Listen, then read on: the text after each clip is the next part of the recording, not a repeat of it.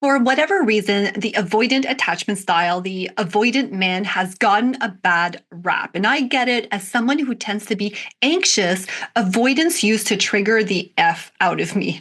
Also, I married a man who tends to be on the avoidant side. So I totally get this. But most women think that avoidant men run from love, or they just can't have deep conversations. They can't handle it when the going gets tough in relationships. They're selfish, which is all partly true. But at the core, the real reason they pull back is far more surprising and basic. Avoidant partners aren't scared of loving you, they just don't know how. They're scared of being responsible for your emotional survival, and they experience closeness as pressure, not comfort, until you start embodying what I'm about to share in this video. Hey gorgeous, welcome back to the channel. If you're new here, I'm so excited that you found us. I hope you will stick around. My name is Mireille Nicole. I'm a holistic relationship coach and creator of the Happily Ever After method. Today, I'm going to talk about 3 qualities you'll want to embody to stop your avoidant man from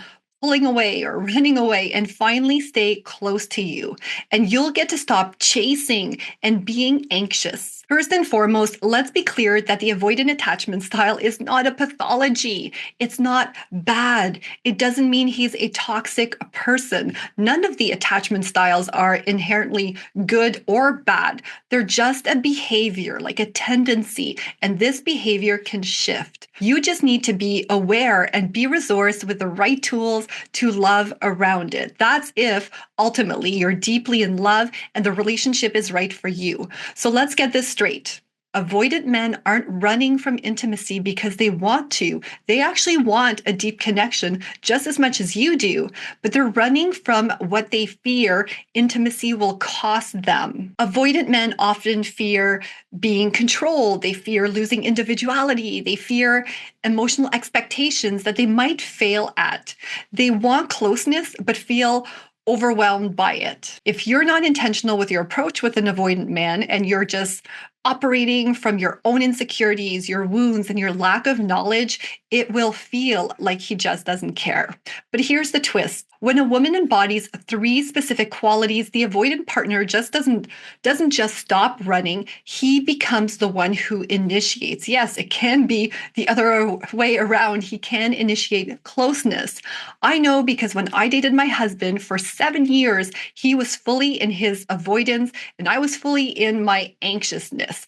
And the more I begged for closeness and fixing things and sharing what I needed, the further away he felt from me. My husband kept saying back then that actually he didn't want to get married, but I could tell, like I knew deep down inside that he wanted to be with me. Now, if you're already married, maybe he's using work as an excuse to keep his distance, a need for personal space or solo hobbies or interest, stress, or he might even be just pretending that everything is fine. But you're intuitive, you know something is just off. And when I started embodying what I'm about to share with you, within a few weeks, maybe a couple months, my husband finally proposed to me after 7 long, yet amazing, still amazing years together. Let's talk about a dynamic that becomes painfully familiar if you love a partner with an avoidant attachment style tendency. So you open up, you try to connect, you express something vulnerable, and he pulls away. Not always dramatically. Sometimes he just gets quiet or distracted, or he seems bothered, or suddenly he needs space. You're going toward him and he's going away from you. And you're thinking, like, why does he run from love? Why can't he just work on this and want to be involved? Now, before we dive into the qualities you need to draw in that connection that you desire, I encourage you to download my free relationship success checklist. It's a great add-on to this video because it gives you 25 concrete micro actions you can take daily to become the secure woman who draws out the secure man in him and kicks those avoidance tendencies out of the relationship for good. You can grab it in the description below. I'll put the link down there for you. Okay, so avoidant men stop running when a woman does 3 things, when she embodies these 3 qualities or characteristics. Number 1, you embody being able to stand on your own. Avoidant men aren't scared of closeness. They're scared of carrying you emotionally. When a woman is emotionally steady and self-resourced, he feels no pressure to rescue her. And that's one of the ways intimacy becomes safe for him. Now, here's the key. The more you prove you won't collapse on him emotionally, the more he can approach you at a deeper level. This doesn't mean that you have no needs. This does not mean, especially, that you become hyper independent, which I see happen so often. It means your needs are communicated effectively. They're not dumped. It means you have other outlets, not just him. You have a solid circle of friends. You have hobbies. You have purpose. You have a mission in life. If you're struggling personally, you also have a therapist or a coach or others you can also confide in. When this gets tough, I have a whole video on a neuro-linguistics programming NLP technique I personally use and I teach my clients to help embody this. So I'll post the link. I'll put the link up here and also in the description below so you can go check it out. Number 2, embody being a safe space. Now, avoidant men don't want to avoid love. They're actually avoiding the pressure until they feel safe with you, which is why emotional leadership is so important if you're dating, if you're married, or if you're in a relationship with an avoidant man. Actually, it's important in every relationship. And it's always the first thing I work on with women who reach out to me, who come into my world and my coaching programs. Avoidant men shut down when they feel criticized, when they feel blamed, like they're being fixed, like they're being judged, when they feel overwhelmed, or when they're expected to already know what to do. They would rather repress than express their emotions. So strengthening your own communication skills is going to be critical when dealing with an avoidant man. One quick tip for you is that researchers found that avoidants pick up a lot quicker on the word need in your sentences. So although I do teach to use the word need when asking for something, I want to caution you when it comes to avoid it, right? You're going to want to be mindful of how much you use this word and when you use it. And sometimes emotional safety is just listening. I'm currently watching season 9 of Love is Blind. I'm on episode 8, I think it is. And there's a scene between Madison and Joe that illustrates this perfectly. Just this idea of just listening and what it looks like when you don't listen to your partner, avoidant or not avoidant. This is relevant.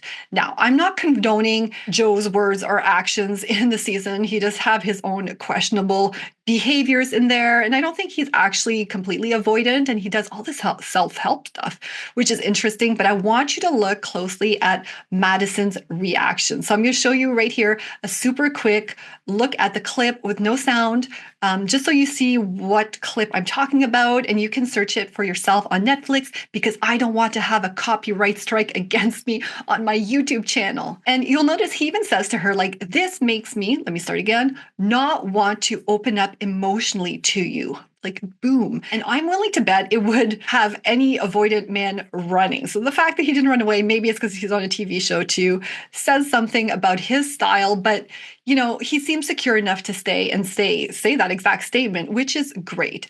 But caveat, I'm not done watching this season, so I have no clue if they stay together. I have my guesses in my head, but please, no spoiler alerts in the comments. My point is that Madison's reaction here would send any avoidant running for the hills. So work on standing on your own and then practice your communication skills. Number 3, embody being a woman he can win with. Avoidant men might also shut down because they're convinced they will fail at loving you, not because you're too much, but because they don't believe they know how to love in a way that will make you happy. And we teach this to men, whether it's unconsciously or consciously in the relationship. Here's the key.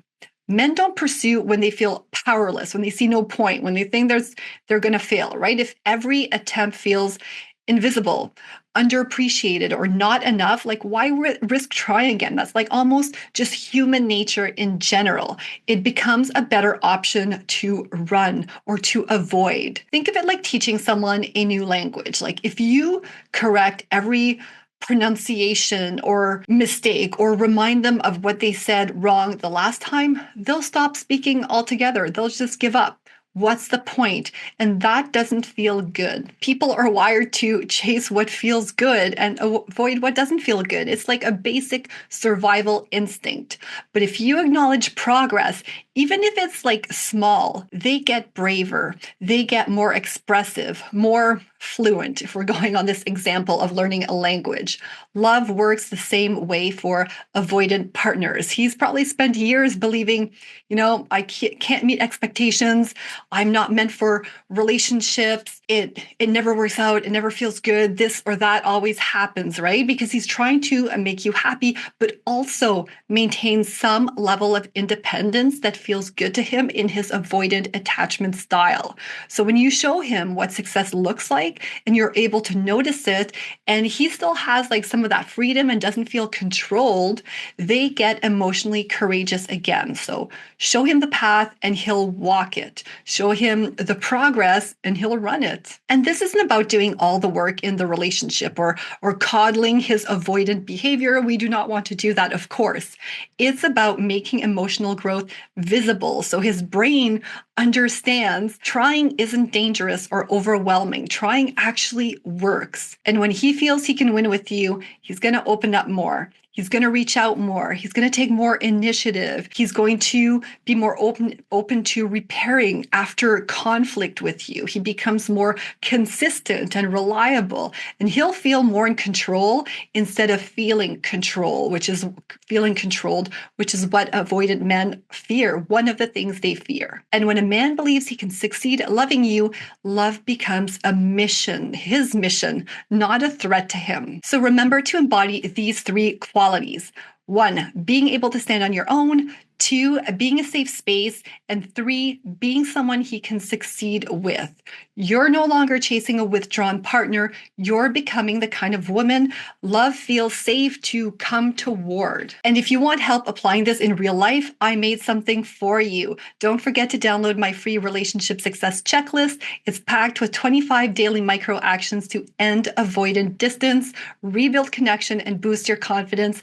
The link is in the description below, and you can start using it today, even if your partner isn't ready to change. We've just explored how avoidant men stop running when a woman embodies these 3 core qualities. But to truly rebuild your connection as a whole, you need to understand the 4 pillars that create a happily ever after. Not just avoidant dynamics, but full partnership. Watch this video next where I reveal the exact process that helped me go from feeling like my relationship might be over to feeling more deeply connected and in love than ever.